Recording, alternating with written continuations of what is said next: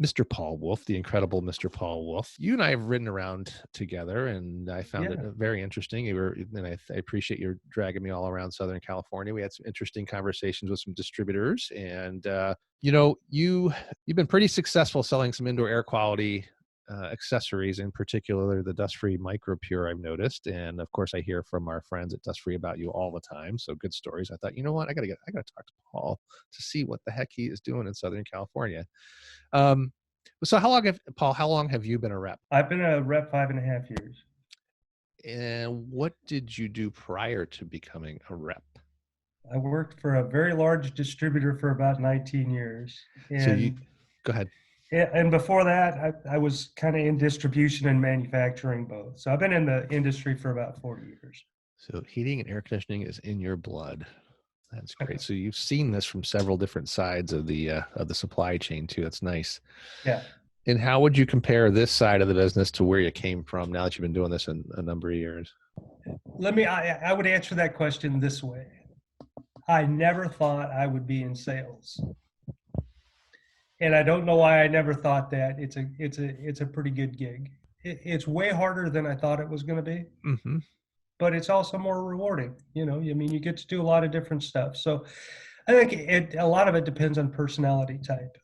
Mm-hmm. And when you were in distribution, you were not in sales, I take it then? You were doing... No, I managed stores, and then I did it's a long story, but I did a lot of special projects for the distributor, and we both liked each other. It worked out well for both of us. When you took the job with the Jones Company as a manufacturer's rep, in your heart, it was like a real leap of faith then, wasn't it? Because this is 100% sales and it's 100% you on the road. And yeah, I didn't really know what I was getting into.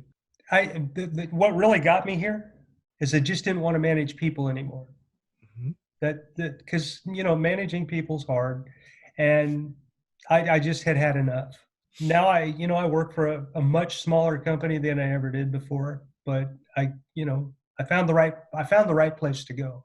The Jones Company is I think one of the best rep firms out there, for our territory. A lot of reps called on me for a long time, and not that they're bad at what they do. I just think we're a little bit better, and I say that's where I get my paycheck, but I also believe it.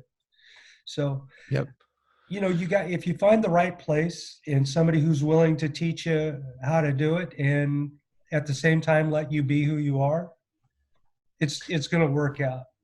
I agree with you wholeheartedly. And, it is, it's a jump, it's a leap, but like you said, that's what I appreciated too. When I went from distribution into, in the rep side of the world was, I'm just responsible for me. And like you, I was managing people as well. And it is a different way. It's a different pace too, isn't it? On this side than being in basically the trenches of a direct line of fire and distribution. It's a little bit different pace, right? Well, it is. It is a very different pace. And, so I'll tell you what I used to think is that reps came in, spent 5 minutes talking to me, and had the rest of the day to themselves. And that ain't how it is. Because if you're doing that, you're not making any money. And you're probably not going to have your job very long. I did ask a rep one time how hard was his job. He told me it was easy. I found out later he lied. He lied to you.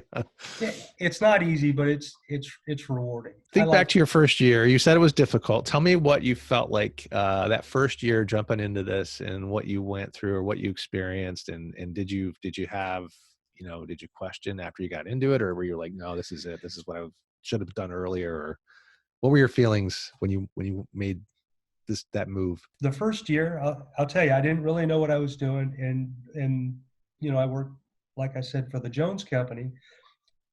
I went up there for a few days, and what Greg told me is, he says, just make a list of the distributors you need to see, go see them, and introduce yourself. So that's how it started, and that was pretty comfortable. I mean, it wasn't at first, but I spent a lot of time in distributors working inside, so I have a lot of knowledge about what they do. If you tell them, I did that job for a long time, there's an instant rapport, I guess, with most of them anyway.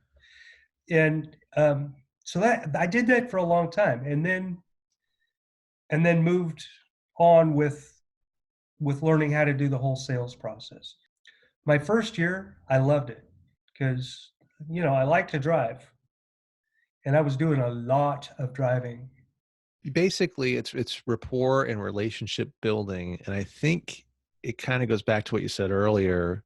When you find a connection with somebody, and they realize after they get to know you a little bit that you're actually out for their best interest, and you prove that to them, right? There's opportunities where you can prove that to them and Yeah, really get it. It kind of makes a difference yeah. at that point. Go ahead. It's a, so here's what I like to say about it. I say I'm a lousy salesman. I'm a lousy salesman. I don't feel like I'm a very good salesman at all, but I'm really good at customer service. And so is the company that I work for. We've got a great office team. And if somebody needs something, if you can convey that if you need something, you're there for them. And then when they need it, you get it to them, Hmm. you're going to be successful. The relationship brings the sales. Um, so switching gears a little bit, let's talk Sure. about. I'd like to I'd like to see what you've observed as far as successful strategies go, and especially in the area of indoor air quality accessories.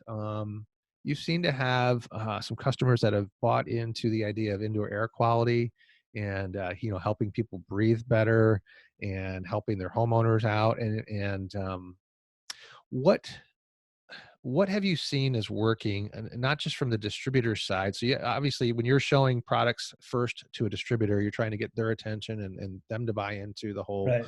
helping people breathe better, and put this in your portfolio to kind of round that out.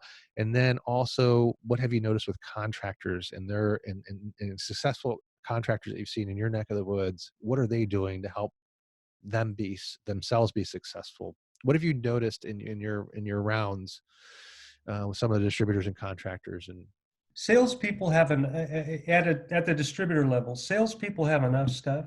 They don't want to have to know how your product works too. Uh, we went out. I went out on a call with a salesman from one of the big distributors here in Southern California yesterday. He said, "Hey, can you come out?" And we've been promoting the active with this particular distributor. They brought some in, and it's not moving the way we wanted to. And it's the distributor I used to work for, right? I okay. went out and I did a presentation for their salespeople. By the way, if you can ever do it, the people you used to work for, get somebody else to do the presentation, because you're always twice as nervous in front of people that you know. But You're twice as likely to get a heckler. That's the problem. they were very nice. I Oh, just get good. nervous. I just get nervous because they all know me.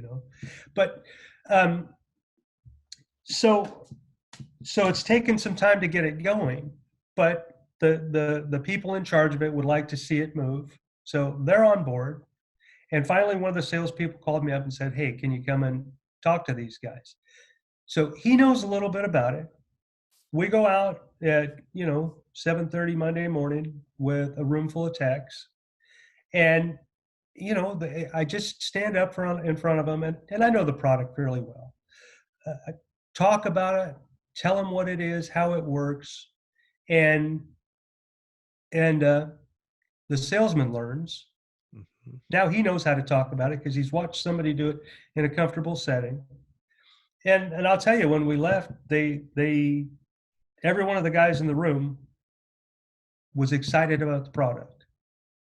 They were ready to go out and sell it. They said, "When can we get them?" Well, we have to get a PO first, kind of a thing, right? But that's the real reward of doing what we do, right? And all it is educating people Mhm. enough to answer some questions and let them know that you're there if they ever have any more questions. Well, that's what we're there for, is As to a help resource. people, right? To help people answer the questions they need to answer. And from my own experience, that once you've answered the question a couple of times, you may have to go find the answer twice. Yep. About the third time somebody asks you, you know the answer. You don't have to go look anymore. So Right. So did you find in this particular salesman that brought you there and got this set up for you? How was he at the end of this too? Did you notice any change in him once he saw you go through that? Like, was it dynamic for him too? Like, what was his reaction yeah, after going through that? well, so we use the video brochure, the e-brochure that we've been using. And he said, "Is there any way I can get one of those?" And I said, "Well, okay, you can have mine." And I just let him have mine because he's the Yeah. first guy at a very large company and it's got potential. So he was going to use the video brochure to go out and sell them for me. Right? He Wow. said, "Do you have any literature I can have?" And I gave him all the literature I had left. And yeah, there was a vast change. It went from a little bit of trepidation to, Mhm. hey, we can do this pretty easily. So he saw So yeah, it value was in good. that and showing Oh, that absolutely. video brochure and that 90-second video that kind of it puts it all in a nutshell how the device and technology works. He's like, man, I could just take this on the road myself now with this video and kind of retell the story. And my hopes are always, when somebody watches that video enough, they could probably regurgitate it at some point on their own without even looking at the video. So see that right in and of itself, that for a strategy for us guys is, if somebody gets latched onto that video, and even if you couldn't give up your brochure, give them the link for their iPad or whatever they might be watching on YouTube. I think that's tremendous. So, well, Paul, I really appreciate your time and your storytelling with us and your experience. And these are great tips and experiences. I hope somebody can gain better understanding of what it is we're out to do and what you guys are out to do on the West Coast with the Jones Company, and you yourself in Southern California doing an awesome job. And we appreciate what you do. Well, thanks for having me, Rob. I appreciate it. You got it.